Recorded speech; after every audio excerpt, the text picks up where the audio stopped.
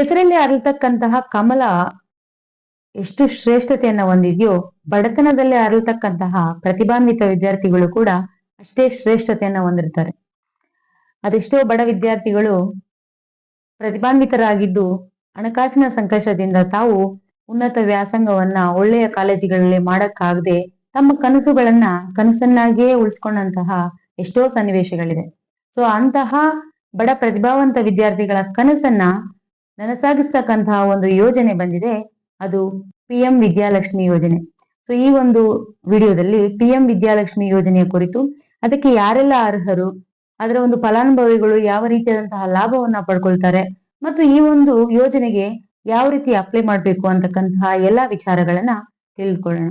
ಈ ವಿಡಿಯೋ ನೋಡ್ತಾ ಇರ್ತಕ್ಕಂತಹ ಪ್ರತಿಯೊಬ್ಬರು ಕೂಡ ಸಬ್ಸ್ಕ್ರೈಬ್ ಮಾಡಿದೀರಾ ಅಲ್ವಾ? ಖಂಡಿತ ಮಾಡಿದೀರಿ ಅಂತ ಅನ್ಕೊಳ್ತೀನಿ. ಬನ್ನಿ ಇನ್ನಷ್ಟು ವಿಚಾರಗಳನ್ನ ನಾವು ಈ ಒಂದು ಯೋಜನೆಯ ಬಗ್ಗೆ ತಿಳ್ಕೊಳ್ಳೋಣ.